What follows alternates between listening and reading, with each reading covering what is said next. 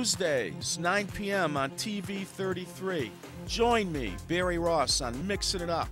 We'll feature informative community organizations that will offer solutions to Wayne County residents in reference to employment, safety, and security within neighborhoods, job training, education, and mentoring programs. Remember, Tuesdays, 9 p.m. Join me, Barry Ross, Mixing It Up on TV 33. Take the stuff.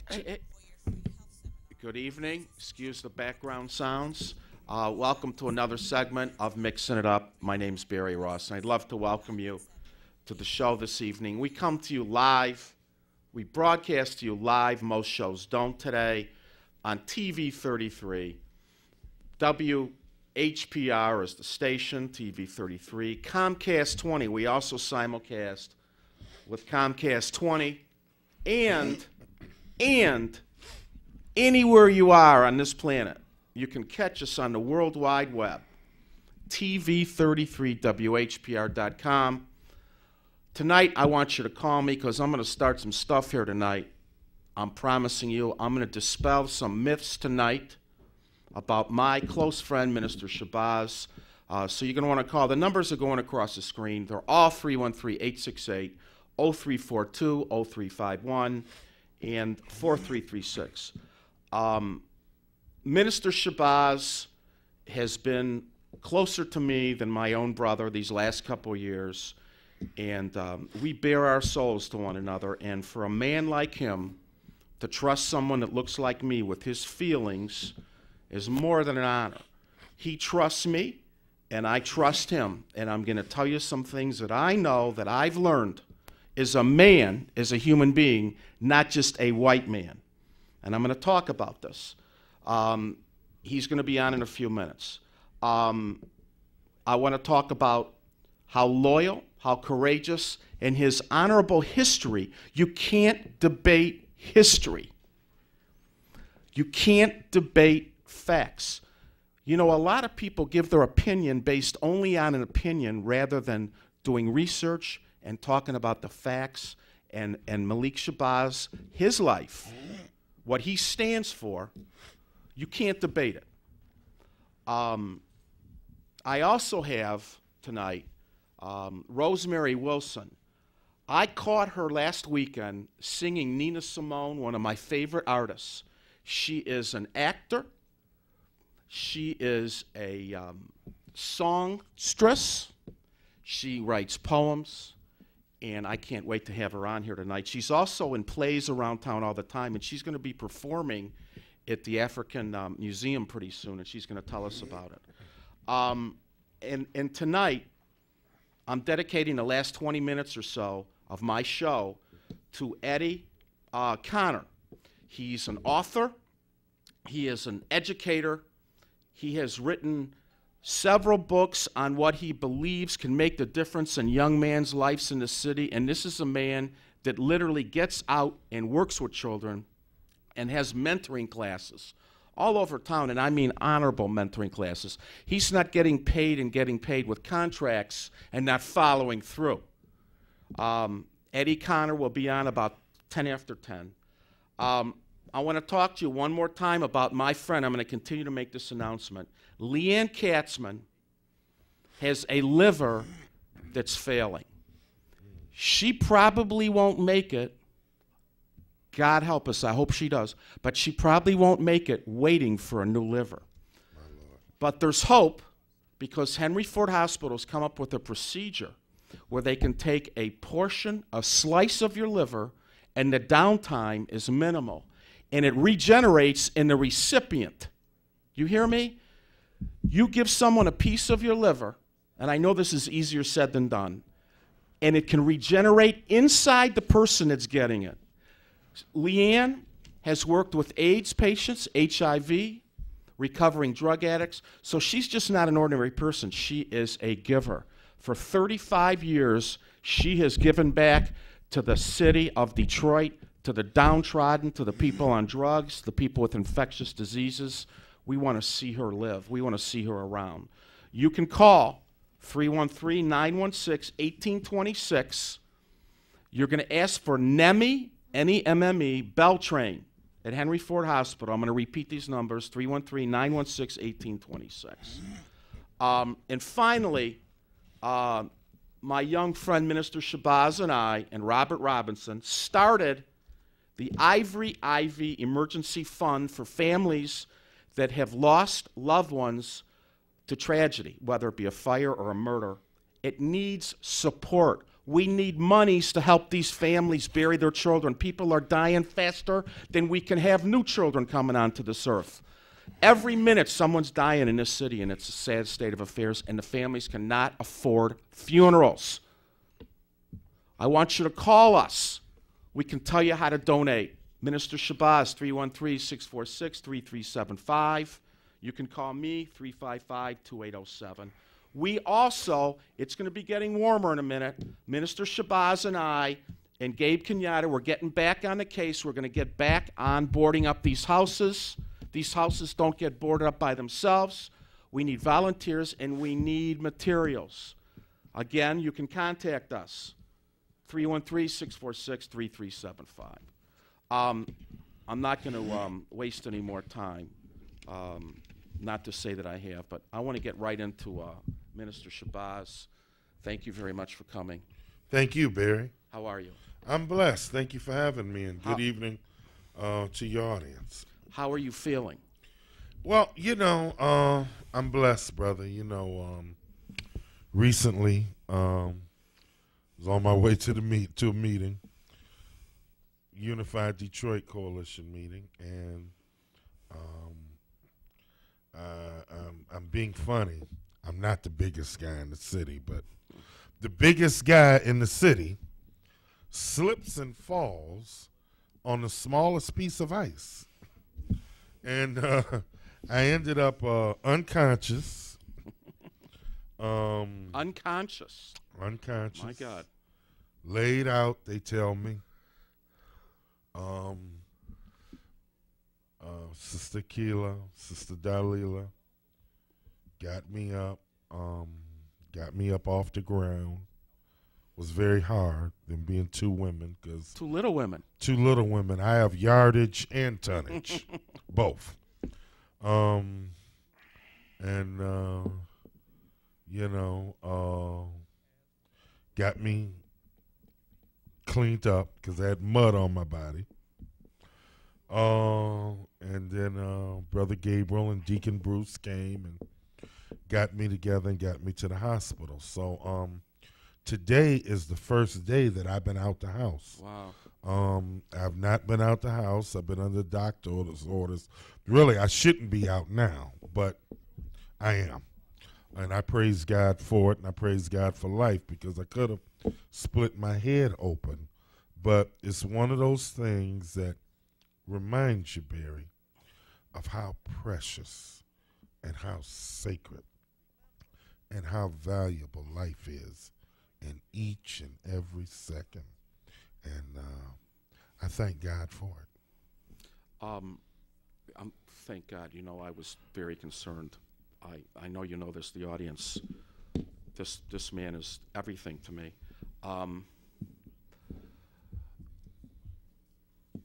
If I may, Malik, I just want to say, for Barry Ross has had, I was born and raised in the city of Detroit, went to high school for a minute in Detroit,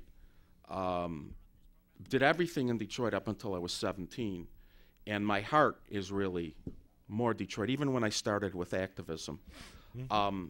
But everything that I stand for, my name, I don't know. I think as a child, I always look, my name and my honor and my credit rating, honest to God, speaks volumes about my character, I would think. No matter who you are, if you can't live up to your name, if your name doesn't mean something to you, I don't know what you have. Your generations of family members that had bore your name come before you, and the greatness that lives in all of our households.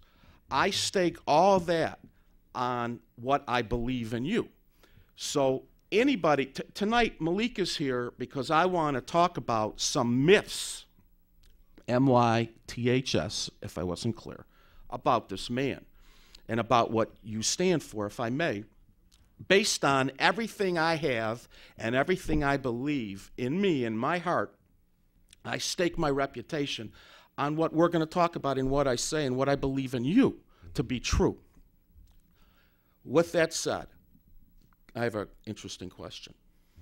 What is the difference between, just because a lot of words sometimes get thrown around in the media and in general and at meetings, and we take them for granted, but what really is the difference between white people, white race, and white supremacy, in your opinion? Is there one? Yes. Okay. That's a good question. First of all, I want to say there's really only people on the planet. Some sick white people people whose skin or pigmentation would be called white or pink or whatnot, seized power and created the myth of race. I believe it was a German, Johann, I think was his name. And he came up with the myth of race and named the different races. There's one race. Thank you. The human race. But, this is the reality in which we live in. This is a black man. This is this kind of man. These are the cards we've been dealt.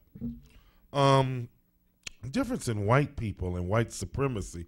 White people are my brothers and sisters, as is everybody in the human family. White supremacy is a spiritual disease. It's a spiritual disease that says I'm better because I'm white. I'm not following God. I'm not a better son. I'm not a better husband. I'm not helping the needy. But I'm better because I got white skin. White supremacy is a spiritually bankrupt disease whose tentacles has hit every inch of terra firma on this planet. What is terra firma? The earth. Okay. There is no one on this earth that has not been affected in one way or another by white supremacy. Would it be a proper assumption that when we talk about white supremacy, that we talk about the large banks, not all of them, the lending institutions, the new governments that want to see themselves succeed only for power, more money, more control, less population on this earth? You're talking a New World Order gang. You're talking Trilateral Commission, Club of Rome, Council of Foreign Relations, Bohemian Grove, International Monetary Fund. International Monetary Fund, known as the IMF, right? And the other MFs. Okay, so when Malik Minister, by the way, there's a couple Malik Shabazz. Minister Malik Shabazz of Detroit, when you use white supremacy, you're not talking about every white guy, every white woman, every child that lives in West Bloomfield, lives in Oak Park, lives in Detroit. No. You're generalizing. It's a generalization. Okay. And I'm speaking about those that are in power and misruling. It's like the term cracker. Cracker should not be an affront to all white people. The term, first of all, white people used to call each other crackers. Black people picked up on it, and cracker is the one who cracks the whip on the slave. So not all white people are crackers, but there are white people that are in fact crackers.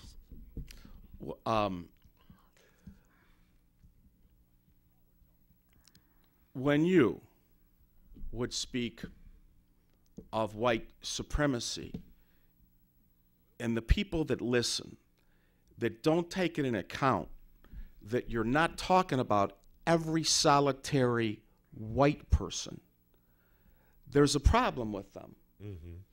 Wouldn't we want everyone to know that no matter what race you are, you don't want to see the evil that true white supremacy stands for and what they're trying to do.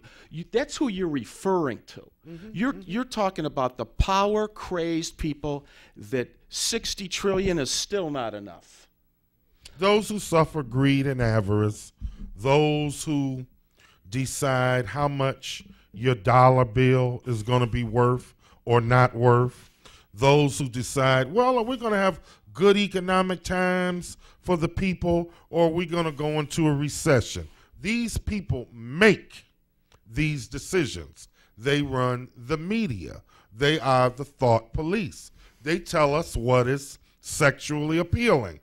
Calvin Klein, Anne Klein, Christmas Gucci time. and Uchi and Bucci and Coochie. They tell us what we should want. They tell us what's beautiful. Okay, this is a bit of knowledge right here. So let me ask you this now. You, Minister Shabazz, the last, 25, 30 years? Black Panther. First of all, I've learned there's a myth what the original Black Panthers were really trying to do. White society at large never really understood the true purpose of the Black Panthers. Still associating, when you say, Malik Shabazz, I'm a Black Panther, that you are out to destroy, which is never what they were really meant to do anyway. Right. Food programs for the needy, educate the young, mentoring they were never violent. They were never violent. Never. Okay. So but they practice self-defense. they practice self-defense. And the move to take all the rifles and all the guns and march on, what was it, the Senate meeting in California? Was a poignant decision to make what? What were they trying to do? They were trying to stand up for the Second Amendment because when the Black Panthers picked up guns, and this was during Ronald Reagan was the governor. As a matter of fact, Ronald Reagan was out on the lawn doing a press conference, and they marched past them going into the Capitol to stand up for the Second Amendment. That's all. Which gives you the right to bear arms. But as soon as black people picked up arms in self-defense, our sick white brethren got afraid and said, we got to stop people from having guns.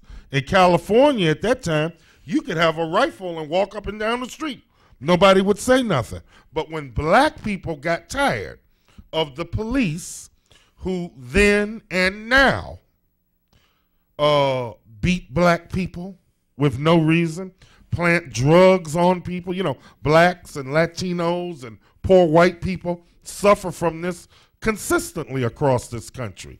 I believe the brother in California, who they try to tell us was going berserk, they tell me, the cop from Detroit, that he was busting on the police and their brutality and the things they were busting on him here. Yeah, and they was out to get him. Okay, I just wanted to give a little background, and I'm sure that most of the audience in Detroit is probably African American that watches this, but not everybody. But I wanted everybody to know the true background of you, the Black Panthers. You were never in your heart.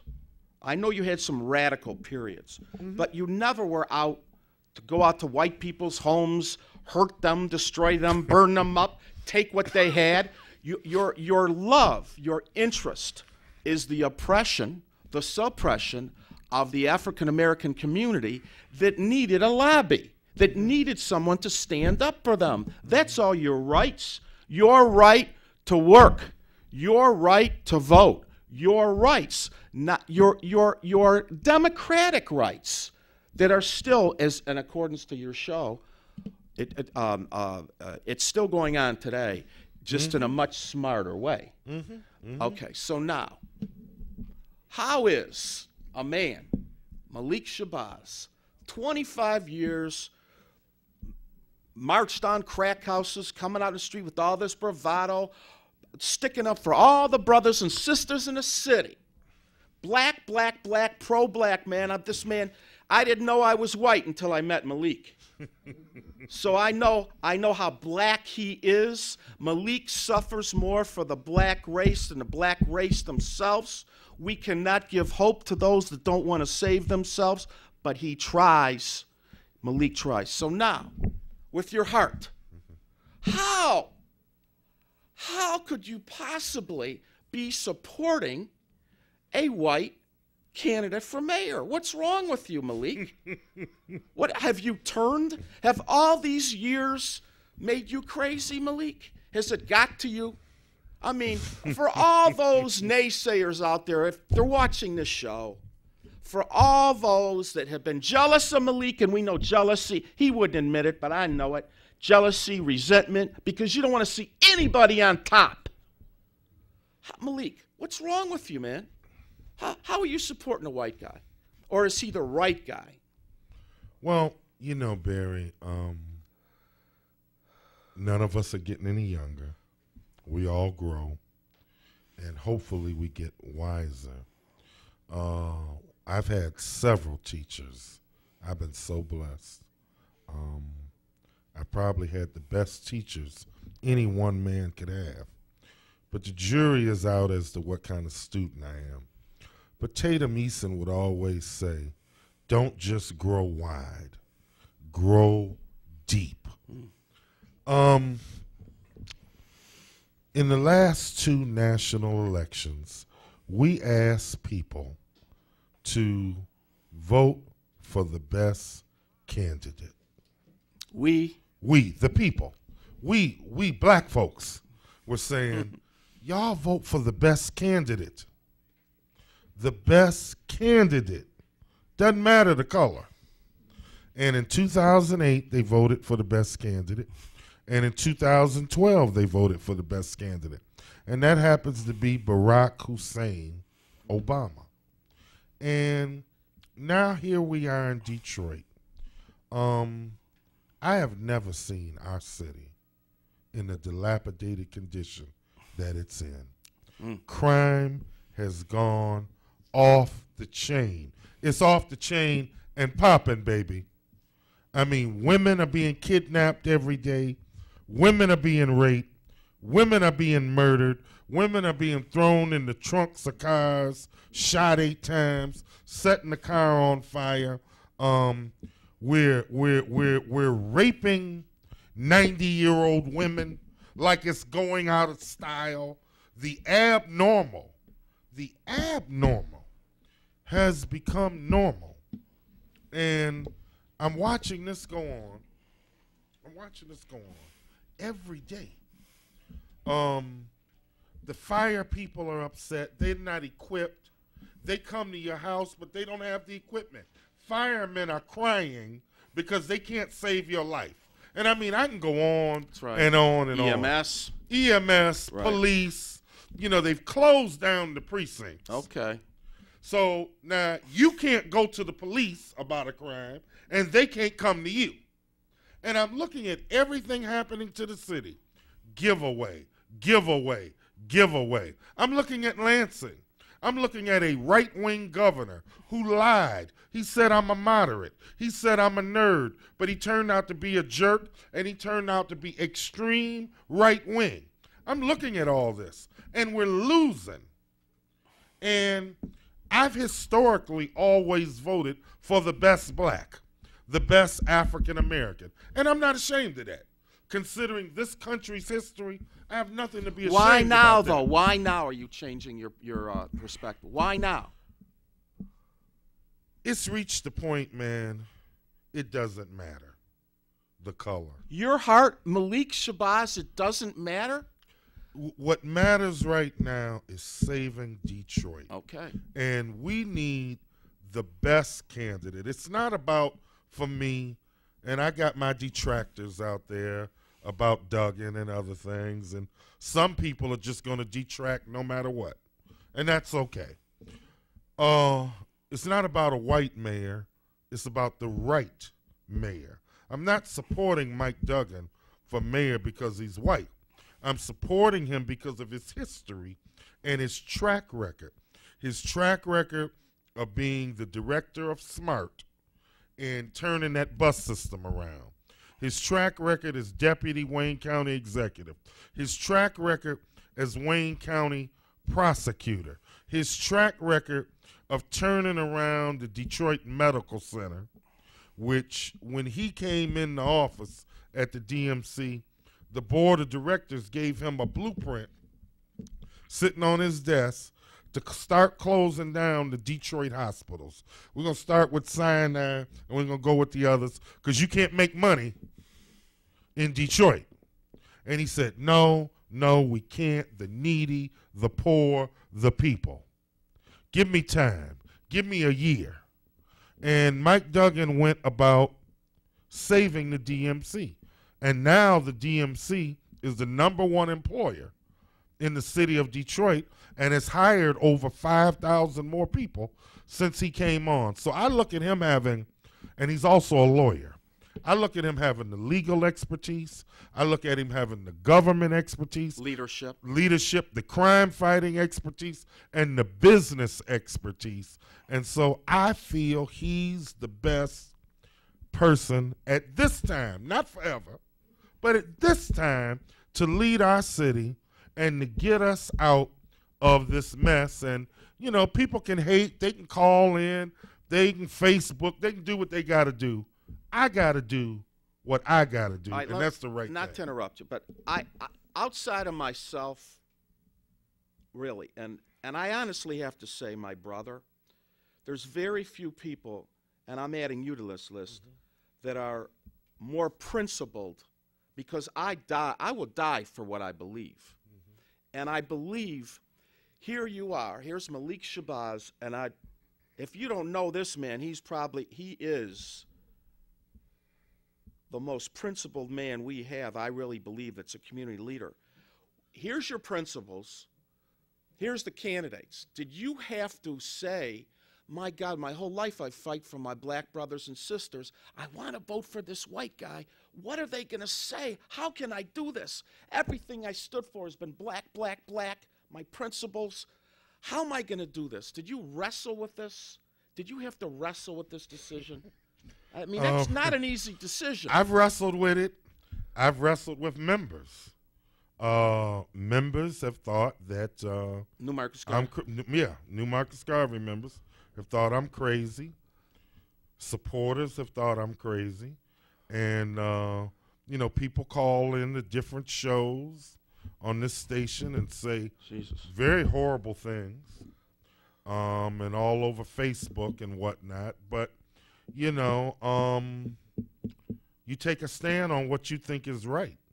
And, you know, once I know something is right, you know, with all due respect to my mother, my grandmother, to anybody, if I know something's right, I'm going to stand on it. It doesn't mean I don't love you, but I'm going to stand on it. You know, even in my personal life, I won't go into anything, but there was a thing, and part of my family over here, another part here, and it's been at war for 22 months. And I love everybody involved.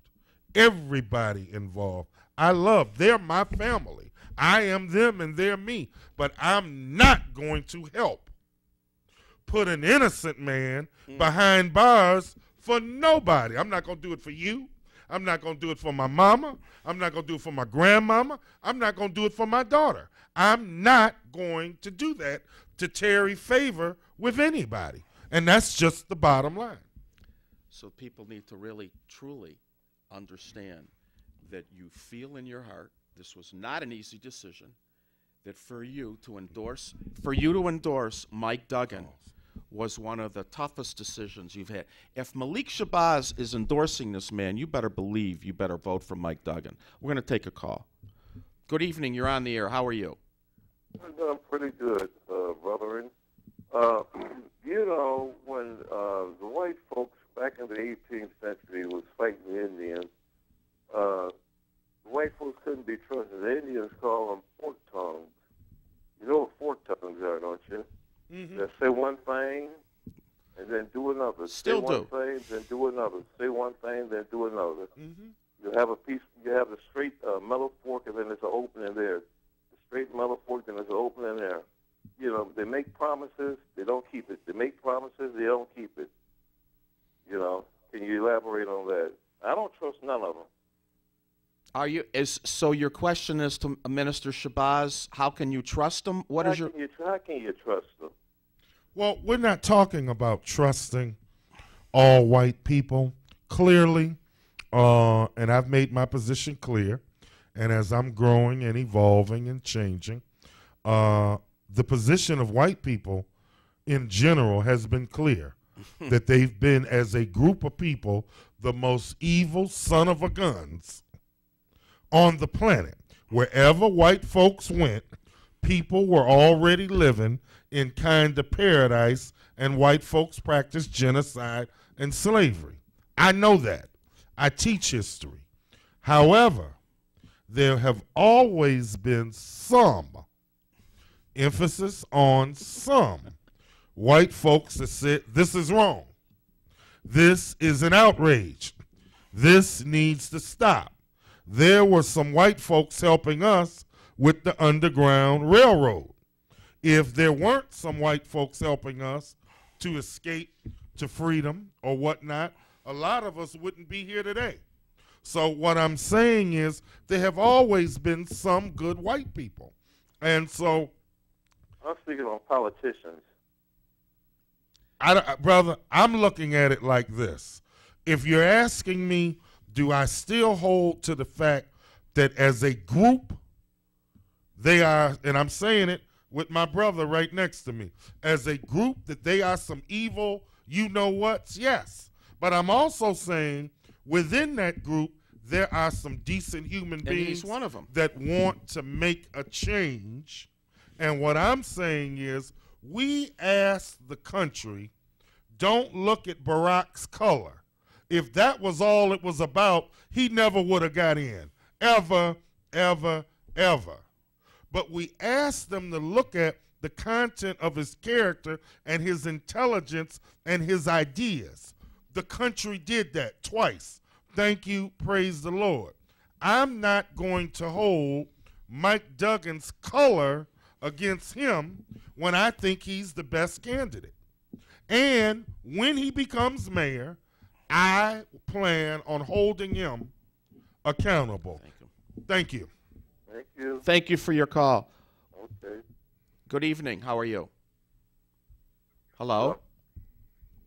Are you there, caller? Yes. Hello? Yes, good evening. You're on the air.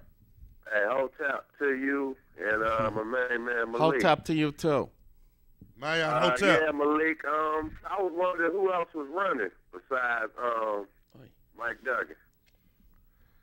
Benny Napoleon, Wayne County Sheriff, State Representative Lisa Howes, Crystal. State Rep Fred Durhall, former Chief City Lawyer Crystal Crittenton, and I think I named all of the so-called major candidates.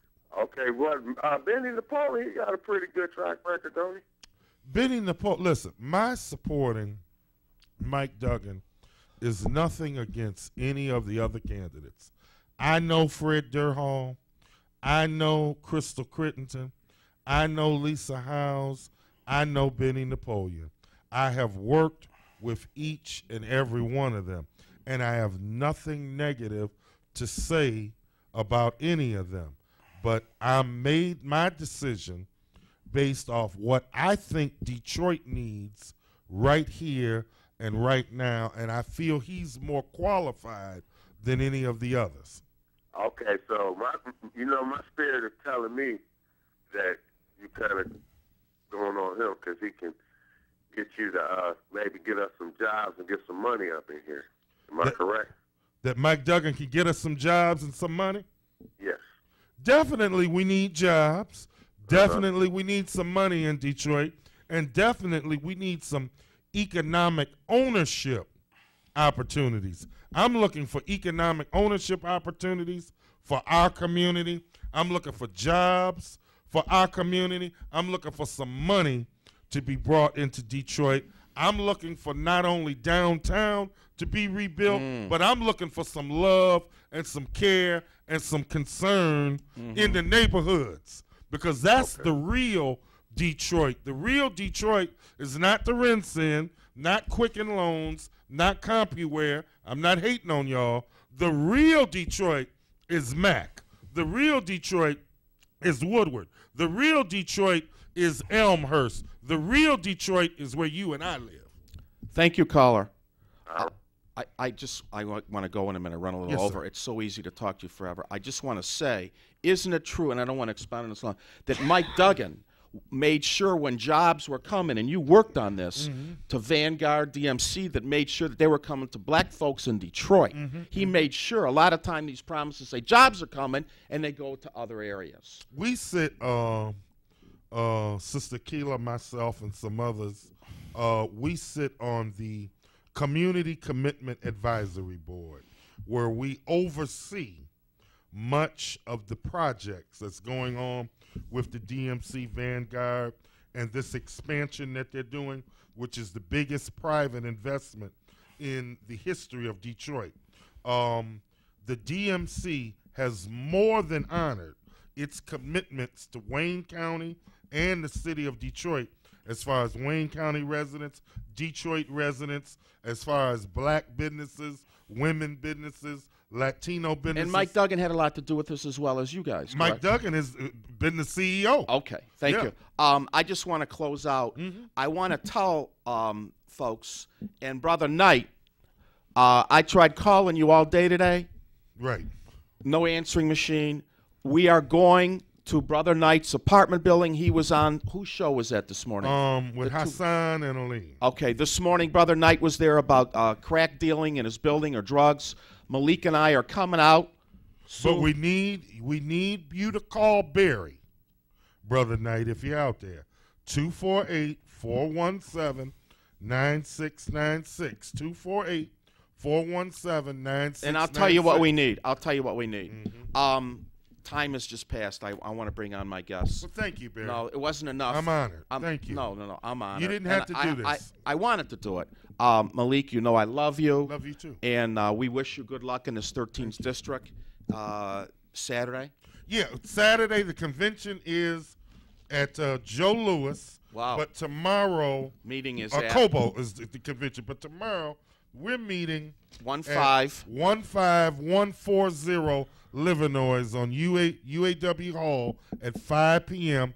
I'm on the Fraser Kempson Edna Bell slate. I'm running for executive vice chair of the 13th district of the Democratic Party. I want you to please come out, support our slate, because we want the 13th district Democratic Party to be more responsive to you. Give the address again. We'll go. 15140 Livernois tomorrow at 5 p.m. and we're planning our strategy for the convention. It's around Saturday. Finkel or Puritan in Livernois. Thank Right. you. Thank you. Stay put. We're going to have a break, and we're going to come back with Rosemarie. Thank you, brother. Appreciate it.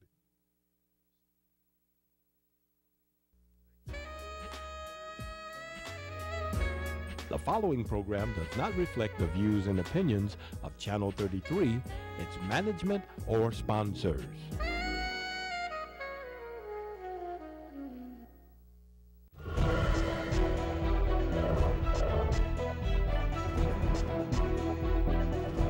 You're watching Power Talk on your community TV station, UHF TV 33, Detroit, Highland Park. Welcome to Metro Foodland, where you will always find courteous service. Our hardworking staff always gives their all to maintain our dairy fresh and wholesome products, cold cuts, premium meats, and of course, we have some of the freshest produce around. Check out our deli and bistro. We also carry specialty items such as Tanisha Noni, Water Station alkaline water, and much, much more. If we don't have it, just ask, and we'll do our best to get it. Remember to ask how to join our Healthy Rewards Club. Seniors and ladies, always ask for an escort to your vehicle. We'll see you soon at Detroit's own community grocer, Metro Foodland, located at 18551 Grand River. That's 18551 Grand River, near Finkel and the Southfield Freeway. Remember, that's Metro Foodland. Tuesdays, 9 p.m. on TV 33. Join me, Barry Ross, on Mixing It Up. We'll feature informative community organizations that will offer solutions to Wayne County residents in reference to employment, safety, and security within neighborhoods, job training, education, and mentoring programs. Remember, Tuesdays, 9 p.m. Join me, Barry Ross, Mixing It Up on TV 33.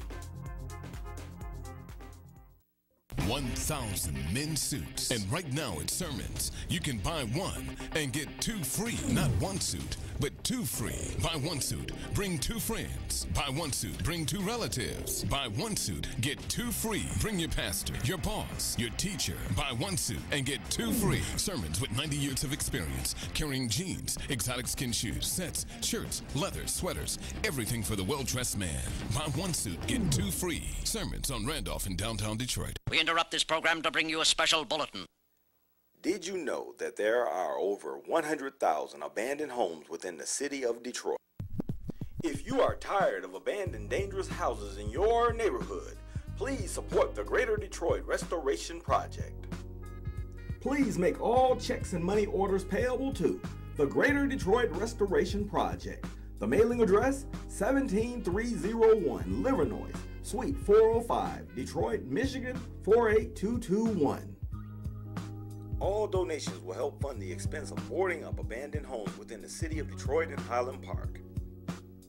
For more information, contact Barry Ross at 248-417-9696 or Minister Malik Shabazz at 313-646-3375. Hey, come on. Man, what is taking so long? Let's play. Just getting a number. Whose number? Narcotics Anonymous. Hey, if you need to talk. No way, it's not for me, it's for my brother. He's constantly wasted. Come on, hoop time. Can you tell me about NA? Call Narcotics Anonymous. We can help you.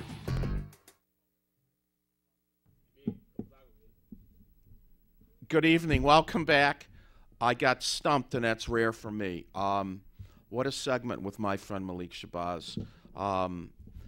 Right now, a Saturday, I was at a African event, and I overheard this beautiful lady singing one of my favorite artists, Nina Simone, and I was so taken. You know, I was telling her, so often people think they can carry a tune, and they can't. And I'll tell you, I know music. I should be on American Idol. I should be judging, because really, I think a lot of people that get chosen really shouldn't be chosen. But a lot of it's political. Rosemary Wilson is here tonight. Thank you very much for coming. Thank you for having me, Barry. We want to get you a little closer to the microphone. How are you? I am great. How are you? Okay, you have a beautiful smile. Thank we want you. to say hello to your friend Tone, who's in the house tonight that came with you. And we appreciate you taking the time out of your busy schedule. You are an actor. Yes. You write poetry, prose, Yes. spoken word. Yes. You also sing. Yes. And you're also in town doing a play now, or one coming up next month? Well, I was just in a play last week called Why Am I Black? God Must Don't Like Me at 1515 Broadway. Next month, I will be the little coochie snorcher that could in the vagina monologues for the second time. Wait, the little coochie that could what? The little coochie snorcher that could. The little coochie snorcher. Yes. Okay. You also have, are these, we're going to do some close-ups on these, but this first one, One Single Rose, Out of Darkness. These are available, your books Yes. are available. Tell everybody, let's do one at a time. Okay. One Single Rose Out of Darkness. What's this about, and how long ago did you write it? That is my second collection of poetry. I dropped it last March on my birthday, so it's still pretty new. It's about finding your own inner light, stepping out of societal innuendo, and basically just going and being the best that you possibly can be. And what inspired you to write this? Life, love, and laughter. I write about real life, real events, stuff I see in the news, things that I've personally experienced, things that my friends may have gone through. So it's all real talk. All right, where is this available? Is this on Amazon, or what's going on with it? Where can people buy your books? My website is www.onesinglerose.com, and I'm pushing them from the hip because the bookstores want to take too much of a percentage for my hard work. So I'm pushing all that from the hip. Okay, you can always buy Rose's prose or literature, anything that she's composed. From me, you can contact Barry Ross. You can go to Mixing It Up. And if she's not around, if you can't get her by her website, you can always go through the station. Let's talk about the next one. What is this one? This is poetry. Yes. One Single Rose. This One Single Rose poetry blossomed from a rose core. That is my first baby. I dropped that on my birthday in March 2009, and that is more of a collection, more inspirational rhyme, meeting your prince or princess, kissing a few frogs before you actually meet them. So Don't give up. Exactly. You know, exactly. You know how often I talk to women, and they say, "Are you dating?" "No, I'm celibate." I said, "Well, what are you talking about?" I said, "Well, I was with a guy that just did me so wrong. I don't want to be with any man." What do you learn when you're with nobody? I'm asking. Exactly. Right? You have to get in there. I know it hurts. Pain hurts in relationships. But the only way you're going to learn where your Mr. or Mrs. Right is if you keep stepping up and getting involved.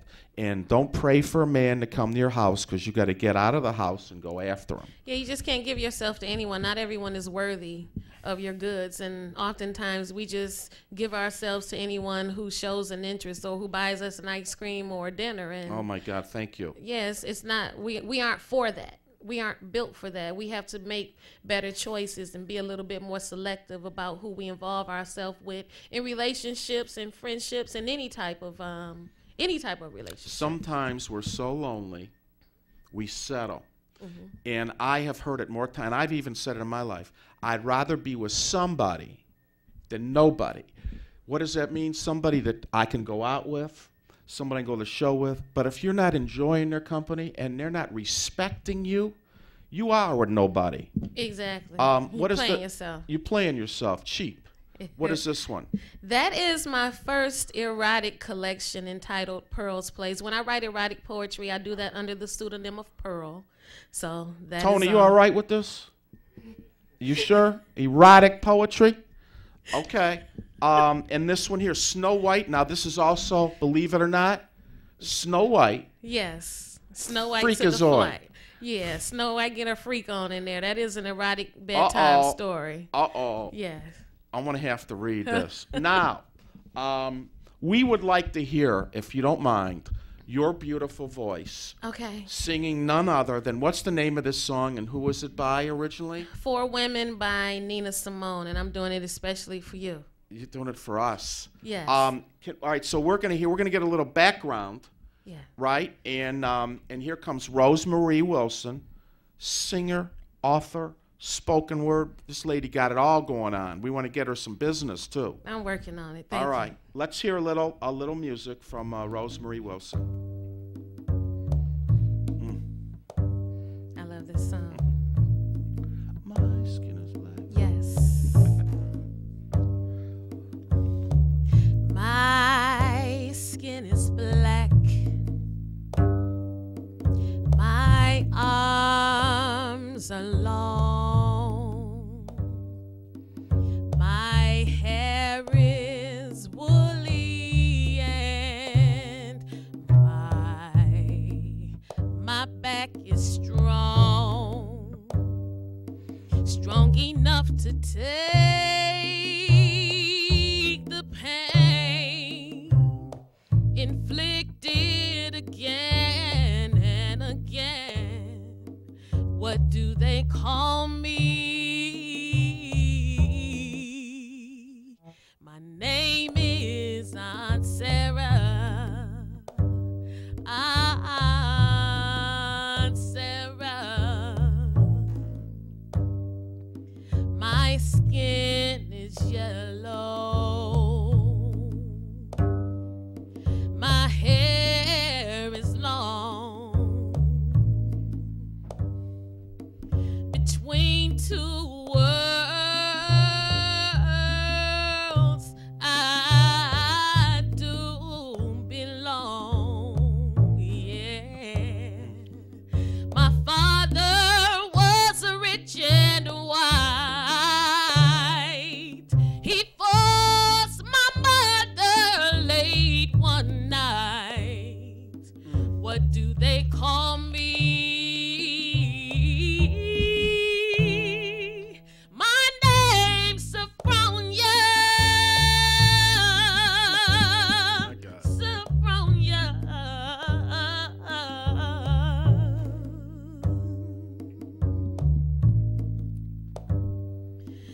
My skin is tan. My hair is fine. My hips might invite you, daddy. My mouth like wine. Whose little girl am I? Anyone who has the money to buy. What do they call me? My name is Sweet Thing. Sweet Thing.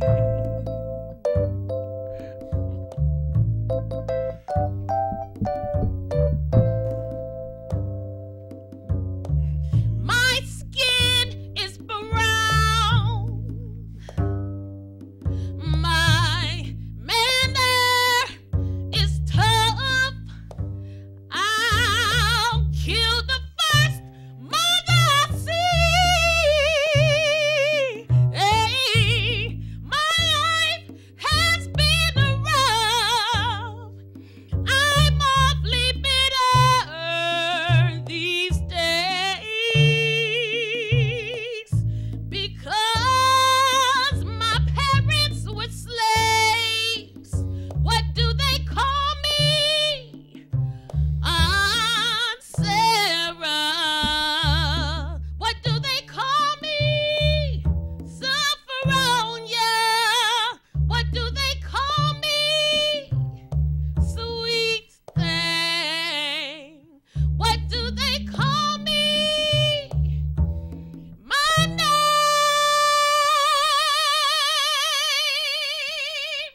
is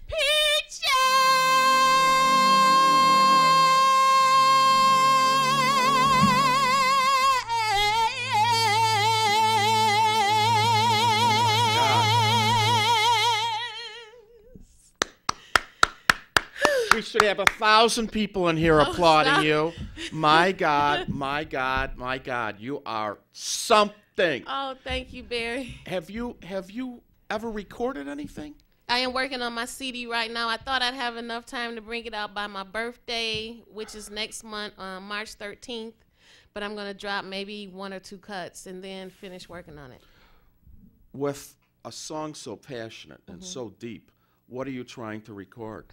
Is it going to be, it's not going to be a slight love ballad, a little soft, touchy thing, or you're going to hit them hard? It's going to be some of everything. Okay. I'm going to do spoken word, a little jazz, maybe a little reggae. I'm going to just try and get as many different genres of music as I possibly can. And I'm definitely going to do some pieces for my city to D. Because I want to back you whenever I listen, could you, we got a couple minutes. Do you have a little prose you'd like to recite real quick? Do you have Sure. do you have anything in here you'd like to pick or from memory or? Yeah, what would you like to hear? No, whatever you want. Give us a couple minutes if you got something, maybe a couple paragraphs or 3 paragraphs. Yeah, I can give you a snippet. On Friday, A Man Can Change part number 10, the Ill Play Bill, is popping off at the Charles H. Wright African American Museum at 7:00 p.m. There's going to be a tribute to poetry, past, present, and future.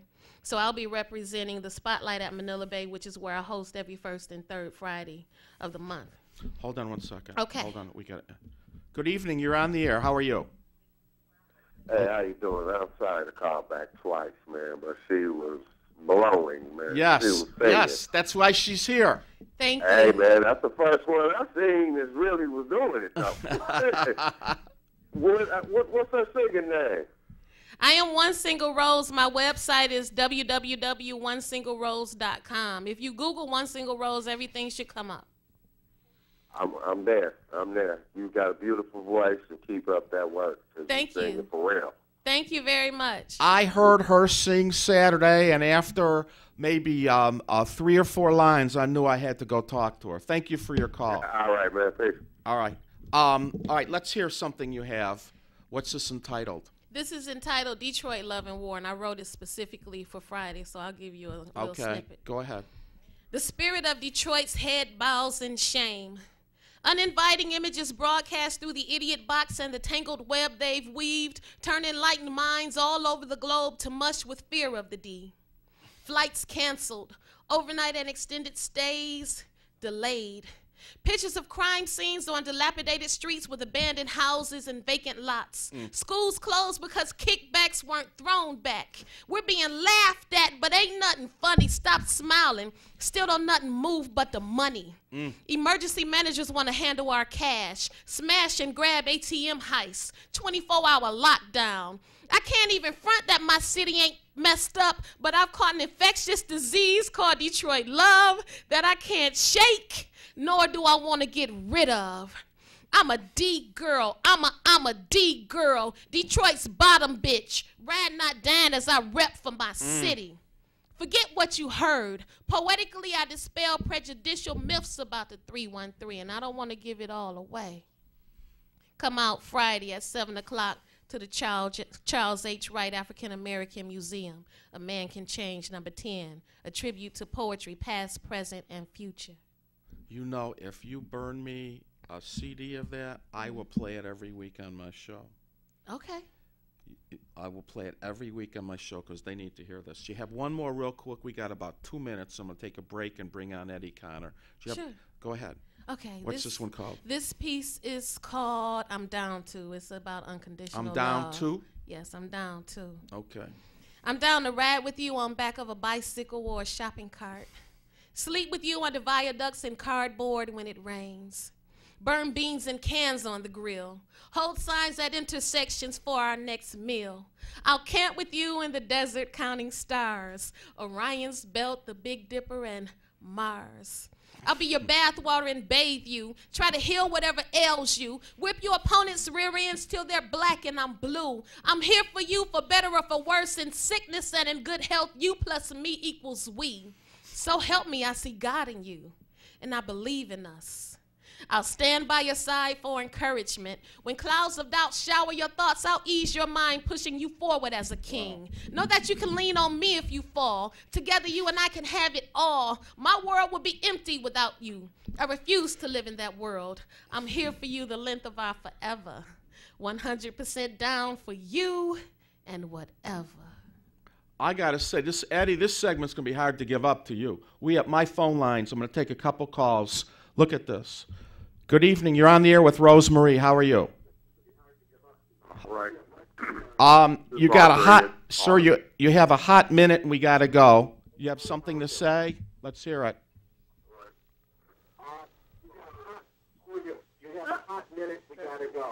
Hello, Barry. This is Arthur. Hi. This is who? Arthur. This is Arthur. Arthur Edge. Hey, Arthur. How are you, Arthur? All right, sir. Hello, Rose. This is Leon. Leon, hey!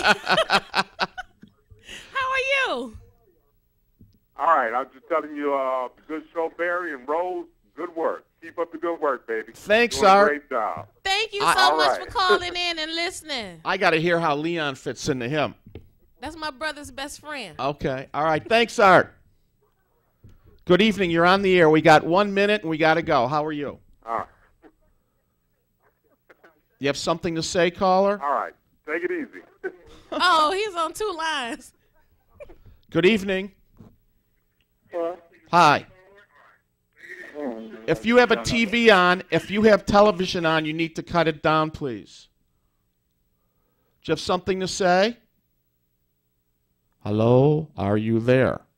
I think they're gone. Okay.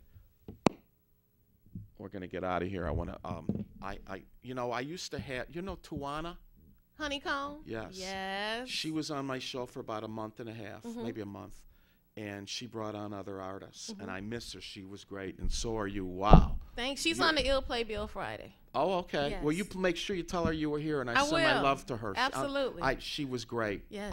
Thanks a million. Thank you for having me, Barry. I appreciate it. You got my Hey, if your talent wasn't there, you wouldn't be here. You got something to say, something to offer. People need to hear, quality people in the city. So sit tight. We're going to take a break, and Mr. Eddie Conner, look at my phone lines. I hate to leave you callers, but I got to. Hi, everyone. All right, we'll be right back with Mr. Eddie Conner. So stay tuned.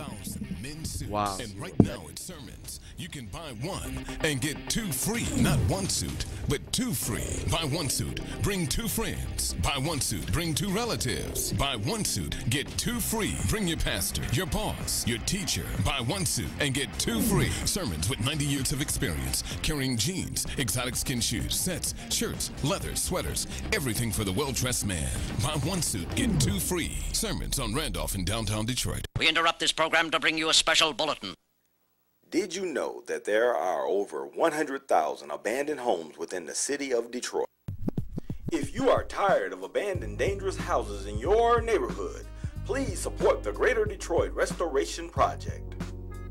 Please make all checks and money orders payable to the Greater Detroit Restoration Project. The mailing address, 17301 Livernois, Suite 405, Detroit, Michigan, 48221. All donations will help fund the expense of boarding up abandoned homes within the city of Detroit and Highland Park. For more information, contact Barry Ross at 248-417-9696 or Minister Malik Shabazz at 313-646-3375. Hey, come on. Man, what is taking so long? Let's play. Just getting a number.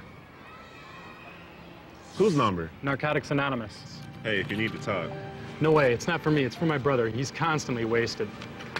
Come on, hoop time. Can you tell me about NA?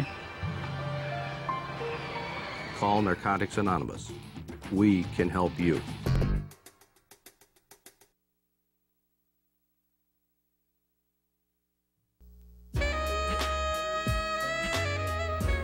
The following program does not reflect the views and opinions of Channel 33, its management, or sponsors.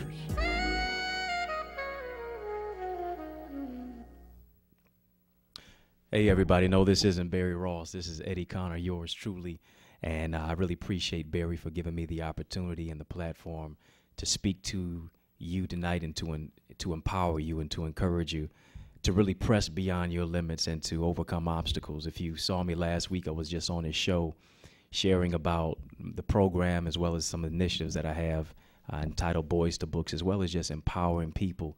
That especially through my story of overcoming obstacles, overcoming certain battles and situations and causing people to break through many of the things that have broken me down. You're looking at and listening to someone who overcame stage 4 cancer, just being 15 years of age, but overcame those obstacles and now has that same empowerment, that same motivation to encourage and to inspire someone like yourself to make it and to press beyond their own limits. And so tonight, just wanted to, empower you to even take back your life. There's a question that asks and begs the question, what is your boiling point? And normally when we hear that, we think, what is that which makes us mad? What is it that upsets us? What makes us angry? What turns us off? What totally gets us fickle? What just gets on our nerves? But I want to flip the switch and flip the question of what is your boiling point to suggest what is the thing that's stopping you from overcoming the obstacle? What is the thing that is getting in your way? I remember when I was in my chemistry class. There was a teacher, and I was actually just very, very bored in the class in high school, but there was a teacher who actually did an experiment, and he talked about how water moves from steam to boil. Water begins to get hot and turn into steam at 211 degrees. But then water turns from steam to boil at 212 degrees. Sometimes it's just 1 degree that makes the difference. Sometimes it's just one hurdle that we overcome that causes us to break through and to overcome that obstacle in that situation. Who told you that you can't be successful? Who told you that you can't make it? Who told you that just because you live in the city of Detroit or the surrounding area that you're no greater than anybody else? Who told you that you can't turn the school system around, that you can't empower somebody in the community, that you can't turn your test into a testimony and your trials into triumphs? You have the power that you need to use on the inside of you, but you've got to look within the inner resources of yourself and make the difference. Just like 1 degree can take water from steam to boil. 211 degrees, water steams, but 212 degrees, it begins to boil. There's something that's on the inside of you that can get your gift to boil. There's something that's on the inside of you that you can raise the degree on your gift, that you can raise the degree on your mind, that you can raise the degree on your talent. And the reason that you're alive, the reason that you're still here is because you're gifted.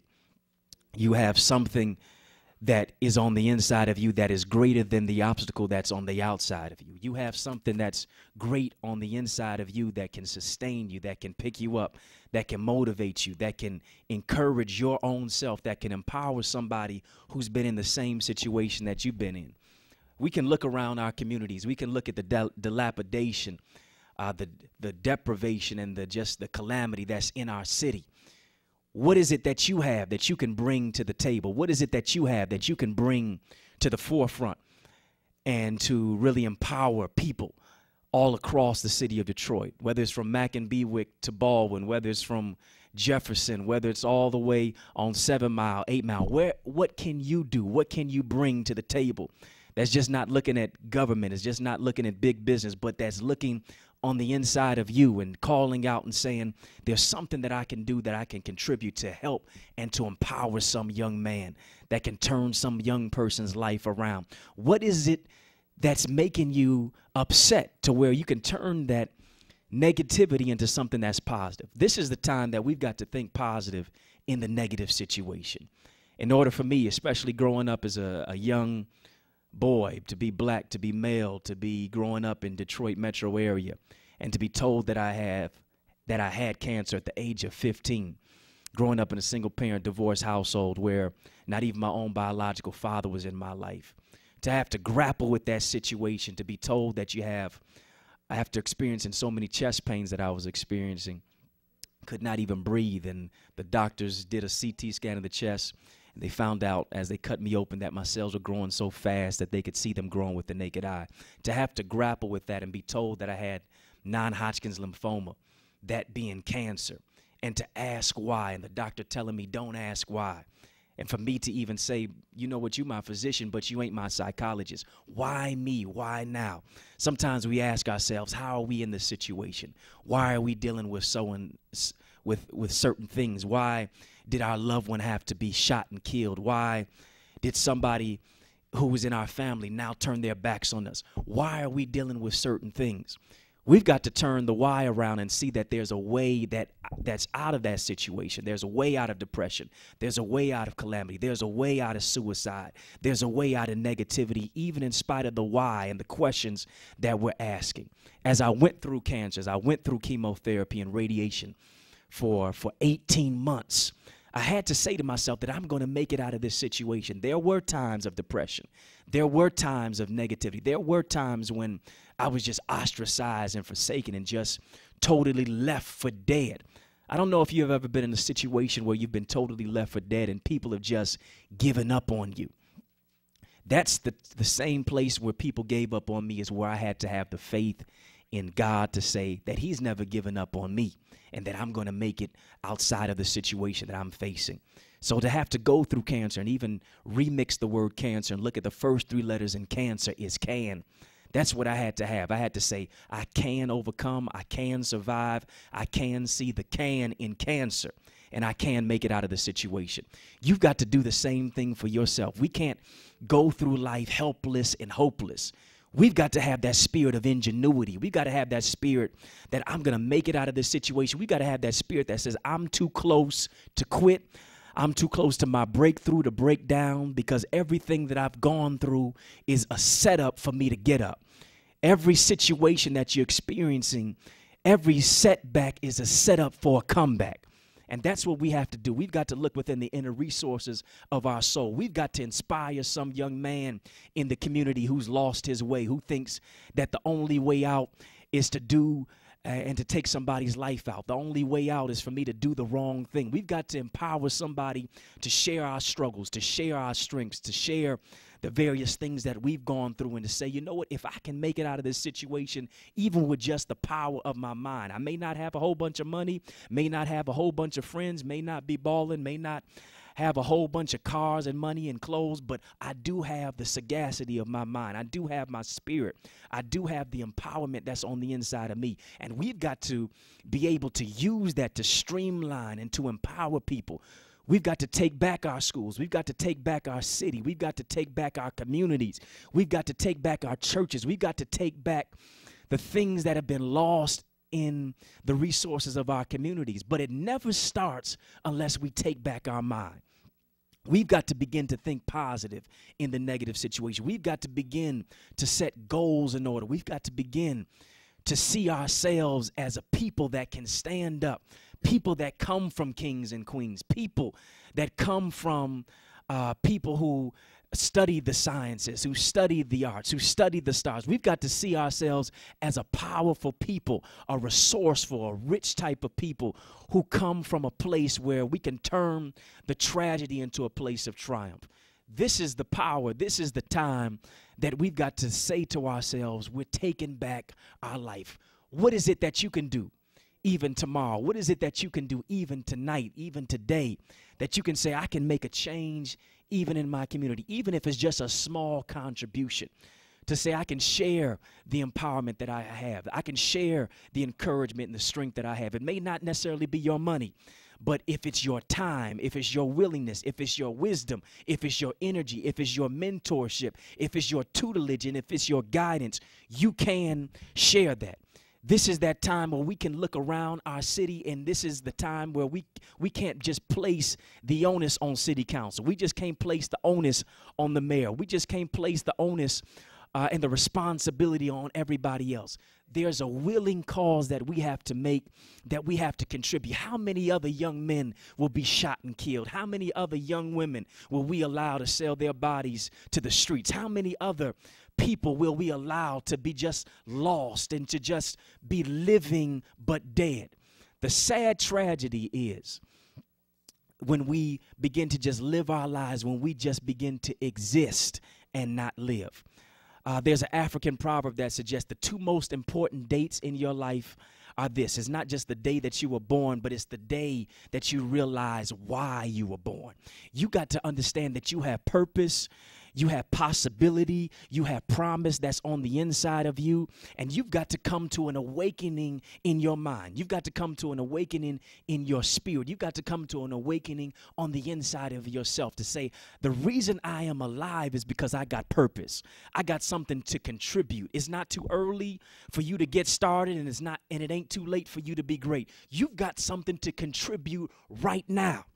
You've got to get to the place where you reach your boiling point, where you say, I'm pressing through the mess. I'm pressing through the situation and the negativity that I've been through. Just because daddy wasn't there for me, just because folks gave up on me, doesn't mean I'm going to give up on myself, doesn't mean I'm going to give up on my community, doesn't mean I'm going to give up on my city, doesn't mean I'm going to give up on my life. This is the time to give in. This is the time to give out and to give everything that you have to enrich somebody else's life. And it begins with you. It begins with you investing in yourself. It begins with you loving yourself. It begins with you appreciating who you are. You can never expect anybody else to love you if you don't love yourself. You can never expect anybody to appreciate you, for anybody to take care of you, for anybody to comfort you, if it first does not begin right here. Everything that you have, everything that you need is that place where we can begin to press and we can begin to empower somebody else's life. This place, this space, this opportunity is your time to begin to run with it. This is your year to cheer. This is your day to celebrate. This is your hour of power. This is your minute to win it. This is your moment to own it. This is that year of 2013 for you to do something new in your life. God wants to do a new thing in 2013, and that begins with you. That begins to the place where you are. That begins with who you are and the reason that you are here. You know, I really appreciate Barry Ross for giving me this opportunity tonight. And, of course, the call-in numbers are 313-868-0342, 0351-4336 as well. I'd love to hear from you. Detroit, of course, this is your main man, Eddie Connor, right here. And I was just on the show, as I alluded to last week, sharing about a program that I have called Boys to Books, which empowers really young people. It empowers young people. It's an after-school program that is sweeping the city. It's launched at the University High School in the city of Ferndale, but also in Redford with West Side Christian Academy. And this is a program that really teaches young men the rudiments and the roots and the roads of how to be successful through literacy, leadership, as well as life skills. I test the reading levels of our young men, but also unveil to them the power that they have, that they don't have to do 4 years in a prison house. They can do 4 years in Morehouse. They don't have to go to jail, but they can go to Cornell and Yale. And so when we have somebody, when there are people in our lives who can help direct us to that place, this is the time where we've got to shed light on it. And this is that program here that I want to bring to your church. I want to bring it to your community center. I want to bring this to your school. I want to enrich the cousins, the brothers, the cousins, the individuals that you have in your family with this program, showing them what it means to be a man. A man is not somebody who is just making a whole bunch of money. A man is not just somebody who's defined by what he has. A man is someone who's defined by who he is. And so the fact of the matter is that this is a program that is a rites of passage that teaches and shows our young men the difference between a male and a man. A male is someone who just operates through his gender, but a man is someone who operates in his God-given gift through responsibility. I want to bring this program to you, and if you want more about the program, you can touch base with me at the number 313-469-1947. Again, that number is 313-469-1947, as well as you can check it out on the web.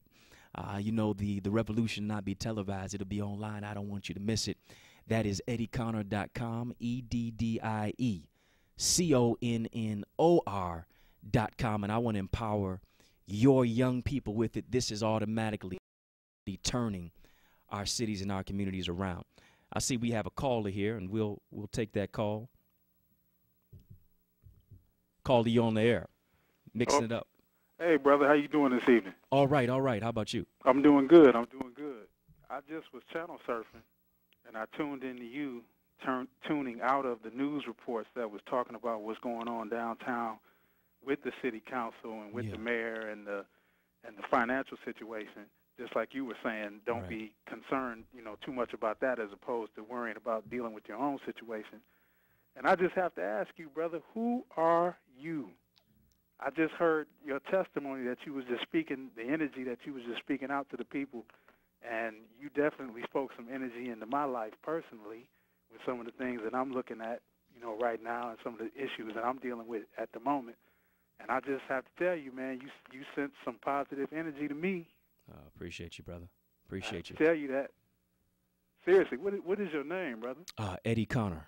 Okay, and this is a guest appearance you're doing on this brother's show? Yeah, just a guest appearance. I was on the show last week, and Barry's just so kind enough to just give me the space to just share some empowering words and just encourage, people like yourself in the city, man, and, just got a heart for the people. And, especially me just really living through dying places and being at death's door and really just trying to inject life into the city and to people, is what I'm all about. Okay. Well, great, man. Great. You are definitely a blessing. Seriously, you are definitely a blessing to the city. You are definitely a blessing to somebody, because I'm reaching out to let you know that, like I said, your words have energy, and your energy lifted me. You know, like you was talking about that 1 degree. Your energy definitely lifted me about 4 or 5 degrees from how I was feeling and where I was just 2 minutes ago. Appreciate so now, what's this program you talking about, Boys to Books? Yeah, Boys to Books. It's a literacy and mentorship program. Okay. And give me that contact number again, because I Yeah. want to get in touch with you. Oh, appreciate it.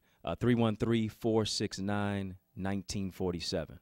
Okay. Mhm. And I can contact you directly? Yes, sir. Through that number? Yes, sir. Okay, Mr. Connor, I certainly will. I appreciate you, brother. You take care of yourself, man, and blessings to you. Blessings too. and strength. Thank you, brother. Blessings to you, too. All right.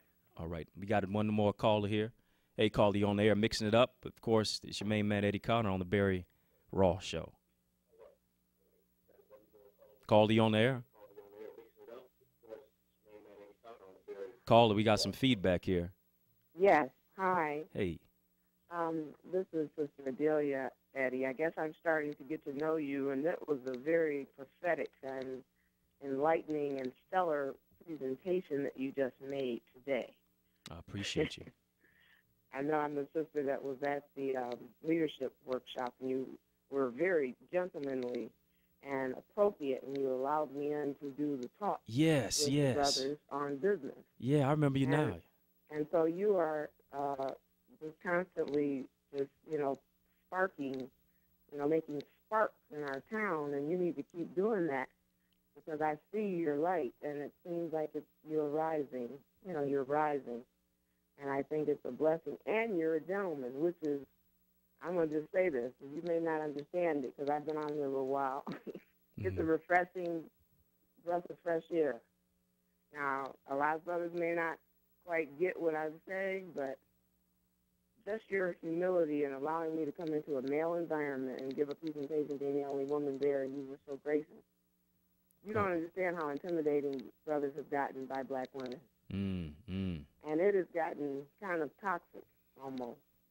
And it's because of society, that stuff that we don't want to talk about right now. We want to stay on this higher consciousness plane right now. So just keep on pushing your rites of passage spirit, because I see you being a leader in that area of our community. And I'll just say this one little personal thing. I have tried to get funding in larger quantities for community organizations for a number of years through the feds. And there is a lot of blockage. There is a lot of blockage, and we know that. But I'm going to continue to push that effort so that a person like your company can get $250,000 to do the thing where it really is going to impact young adults. And we need that so bad that I believe it's going to come to pass. That's all I have to say. Not just for your organization, but multiple small community groups doing this thing to really heal our young people. And you continue your work, and I affirm that you probably will see it come into pass soon. I appreciate that, sister. I You receive have all a the blessed words. and prosperous rest of your week, and continue your service work for the community. You are to be revered today. That was beautiful. Thank you, Barry, as usual. All right. Thank Bye-bye. you so much, sister. Appreciate your call. Yes, please. Well, we just have just a few more minutes. Appreciate you, Detroit, for spreading love. And like I was saying, I want you to hold on. I want you to go forward. I want you to grab life by the reins. I want you to realize you have purpose, you have ingenuity, you have power, and this is the time to go for it. We are the change that we're looking to see. We are the change that we need to be, and we can replicate that in our lives. One more caller here as we're getting ready to wrap up the show. Caller, you on the air? Hey, caller, you on the air? Okay, we got a little feedback. Are you there, caller? Hello, hello, hello. Okay. Hello, caller. Got another caller. Hey. Caller, you on the air? Hello, caller? Hello? Hey. All right, we lost you there. Okay, I see the phone line is going again. Caller, you on the air? Hello. Hey, caller. How you doing? All right, how about you? All right. I just want to just say tonight that welcome to WHPR, and we look forward to you having your own show. Detroiters in the metropolitan area definitely needs a brother like yourself spreading the good news. I appreciate that, brother. So get it together, man. We'll be seeing you a lot now, right? Hey, I hope so. I believe it. Oh, it's done already. Yes, sir. Believe it. All right now. All right now. Appreciate it. Yep. All right. We got a few more minutes. I don't know if Barry wants to come back. We got 1 minute. Absolutely. Of course, this is Eddie Connor right here on the Barry Ross Show, mixing it up. I just want to reach out to you. I want you to reach out to me as well, 313-469-1947, as well as the website, eddieconnor.com. That's EDDIECONNOR.com. One more caller here. Hey, caller. Turn your TV down a little bit. Okay, 1 second. Okay, I just wanted to give you a call and let you know thank you for that announcement and everything. And we all need prayer, especially me, because I really need the lady that turned me on to this program. Yeah. And I'll be praying for you, brother. Thank you very much, and I will be in touch with you also. Yes, sir. Thank you for calling in. Have a blessed evening. You too. Caller. We're getting ready to shut down the show. Hey, caller. Okay, maybe you need to turn your TV down. Can't hear you. All right. That's about it for tonight. You know, we just really appreciate you again for tuning in. Of course, 313-469-1947, as well as touch base with me, eddieconnor.com. And, of course, Barry Ross is just an incredible person, just an empowering individual. I appreciate him for giving me this opportunity. Tune back again next week for his show, Mixing It Up, every night, every Tuesday at, 8 o'clock? 9 o'clock. Every Tuesday at 9 o'clock. You all have a blessed day. Have a blessed week. Keep the faith. It's your man, Eddie Connor.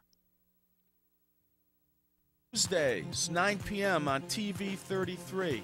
Join me, Barry Ross, on Mixing It Up. We'll feature informative community organizations that will offer solutions to Wayne County residents in reference to employment, safety, and security within neighborhoods, job training, education, and mentoring programs. Remember, Tuesdays, 9 p.m. Join me, Barry Ross, Mixing It Up on TV 33. 1,000 men's suits. And right now at Sermons, you can buy one and get two free. Not one suit, but two free. Buy one suit, bring two friends. Buy one suit, bring two relatives. Buy one suit, get two free. Bring your pastor, your boss, your teacher. Buy one suit and get two free. Sermons with 90 years of experience, carrying jeans, exotic skin shoes, sets, shirts, leather, sweaters, everything for the well-dressed man. Buy one suit, get two free. Sermons on Randolph in downtown Detroit. We interrupt this program to bring you a special bulletin. Did you know that there are over 100,000 abandoned homes within the city of Detroit?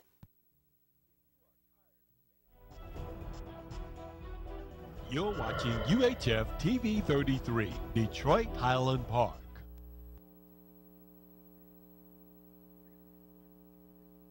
Turbulence! Turbulence! Turbulence!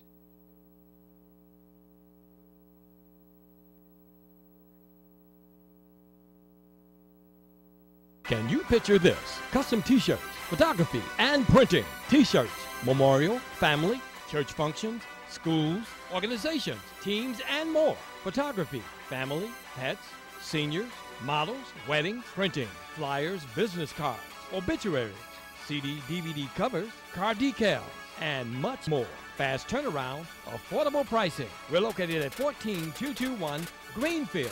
Call 313-273-5000.